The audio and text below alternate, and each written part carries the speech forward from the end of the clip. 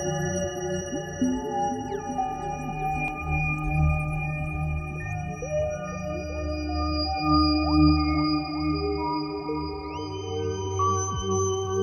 avons vu dans les vidéos précédentes que parmi toute la diversité chimique, on peut affecter un contenu anthropique à chaque substance, aussi à chaque type d'état physique, liquide, vapeur ou solide, et qu'il y a des substances qui se caractérisent par un déficit d'entropie, d'autres qui au contraire permettent d'en avoir en excès. Et l'idée, c'est de pouvoir évidemment fabriquer toutes les substances dont peut avoir besoin l'être vivant. Et pour ça, on peut revenir donc à ce qui se passe sur cette planète Terre. On a déjà vu qu'il y avait un flux d'entropie qui venait du Soleil. En fait, le Soleil est un système de basse entropie qui va envoyer de l'entropie vers l'espace sous forme d'infrarouge une fois qu'il y aura eu les transformations chimiques qui se font à l'intérieur de l'écosystème.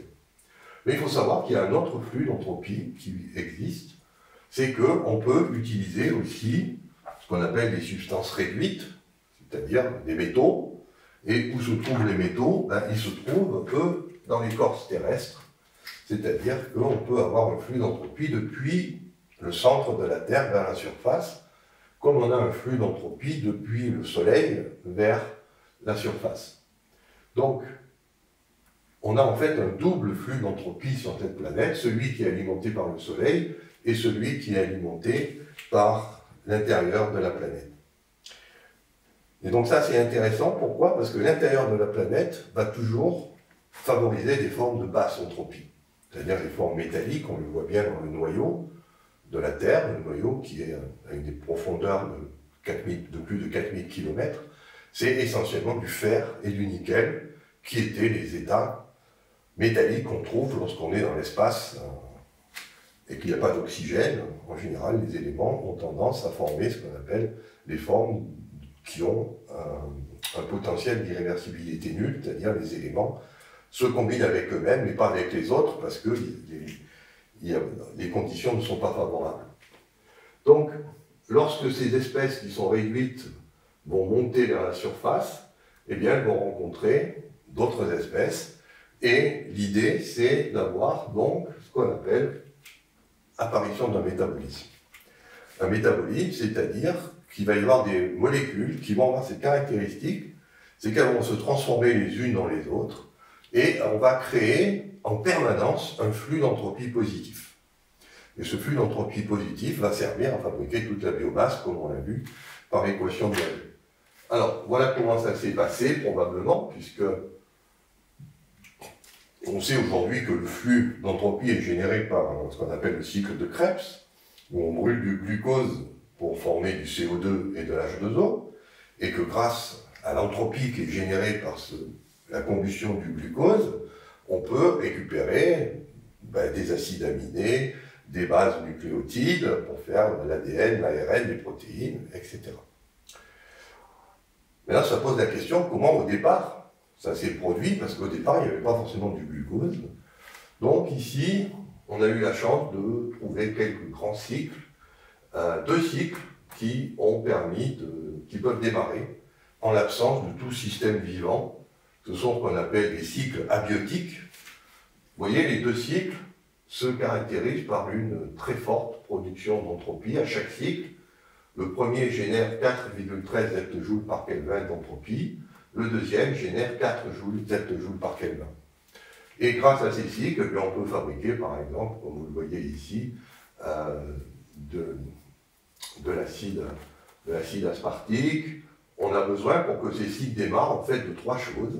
On a besoin d'eau oxygénée, c'est la molécule qui est ici.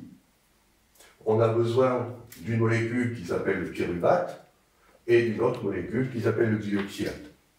Il se trouve que ces trois molécules sont à potentiel d'irréversibilité positive, donc on peut les fabriquer, on peut les trouver dans la nature, par exemple on en trouve dans les météorites, mais on en trouve aussi lorsqu'on travaille, lorsqu'on est dans l'eau, au voisinage de ce qu'on appelle un fumeur noir. Il y a beaucoup de réduction ici, puisque c'est là où sortent les espèces réduites qui viennent du centre de la Terre, donc on peut avoir ces espèces, et à partir du moment où ces espèces sont présentes, eh bien les cycles se mettent en route et ne s'arrêtent jamais. Donc on va créer en permanence de l'entropie qui va servir à créer toute la biodiversité qu'on peut observer sur une planète.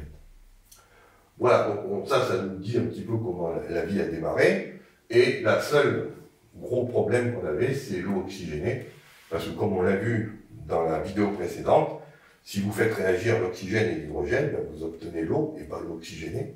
Et ça, par contre, ça ne peut pas servir s'il y a trop d'entropie ici.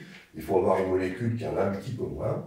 Et là, on a prouvé que, effectivement, il y avait une possibilité de fabriquer cette molécule au oxygène dont on a besoin pour faire tourner ces cycles abiotiques.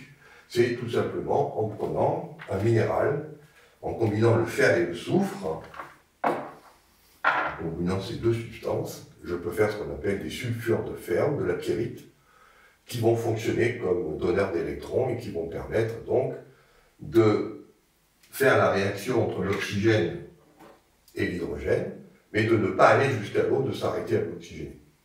Et à partir du moment, grâce à la lumière du soleil, on peut s'arrêter à l'oxygéné, c'est-à-dire à cet état-là, et à ce moment-là, on peut démarrer les cycles producteurs d'entropie qui sont en fait des métabolismes primitifs.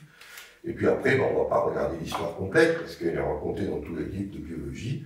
Ces cycles vont devenir de plus en plus complexes. On va les décorer par d'autres molécules pour pouvoir générer toujours plus d'entropie. Et aujourd'hui, donc, on arrive avec des cycles comme le cycle de Krebs ou le cycle de l'urée. Il y a quelques grands cycles dans les organismes, qui soient bactériens ou multicellulaires, qui génèrent beaucoup d'entropie parce qu'on est des objets très complexes. Et il faut beaucoup d'entropie pour créer toutes ces structures que vous voyez sur la table. Surtout, ce qui coûte très cher, comme on l'a vu, c'est de fabriquer les bases pour les nucléotides, parce que ça demande énormément d'entropie par rapport aux acides aminés. C'est pour ça que, si on veut être, comme on sait que c'est plus facile de faire des acides aminés que de faire des nucléotides, on sait très probablement que la vie a démarré avec des protéines, et non pas avec de l'ADN ou de l'ARN. L'ADN ou l'ARN a dû venir après, une fois qu'on avait des protéines suffisamment intelligentes pour pouvoir gérer ces flux d'entropie de façon encore plus optimale pour aller vers des formes toujours plus complexes. On a vu aussi qu'il y avait une molécule qui était l'ATP, qui elle, par contre, ne demande rien du tout pour se fabriquer, puisqu'elle a un énorme contenu d'entropie. En fait, on peut la considérer comme un déchet. Ceci dit, c'est quand même un déchet intéressant, parce que c'est grâce à cette molécule d'ATP que vous pouvez, on a démontré dans des expériences de laboratoire, que l'ATP n'était pas forcément une source d'énergie, puisque comme je vous l'ai dit, c'est l'entropie qui compte, c'est pas l'énergie. Donc en voyez, biologie, vous parlez de l'ATP comme source de l'énergie, c'est un petit peu de la fiction. Non, le rôle de l'ATP, on a compris à quoi il servait, il est crucial, c'est à ce que les protéines, qui sont des polymères, ne précipitent pas. L'ATP est ce qu'on appelle un lyotrope, c'est-à-dire qui, par sa présence, il empêche les polymères de précipiter. Et c'est exactement son rôle, en fait, il est là pour que les protéines, qui sont des gros polymères, donc, ne s'agrègent pas les unes sur les autres, on parle de flocculation, parce que s'il n'y avait pas l'ATP, ben, tout ça, ça flocculerait, et on aurait en fait un solide au lieu d'avoir une cellule. Donc, on comprend aussi pourquoi on a besoin d'ATP pour vivre, mais cet ATP n'est pas là pour apporter de l'énergie, l'énergie elle vient de l'eau, c'est l'eau qui fournit l'énergie par des potentiels électriques de membrane. On a tout ce qu'il faut pour avoir l'énergie. L'ATP est juste là pour s'assurer qu'à tout moment, la cellule reste dans un état soluble. C'est-à-dire que les molécules d'eau restent bien autour des protéines et que les protéines ne viennent pas se coller, s'agréger les unes sur les autres. Dès qu'il y a de l'ATP, cette réaction ne se fait plus et donc la cellule peut fonctionner normalement.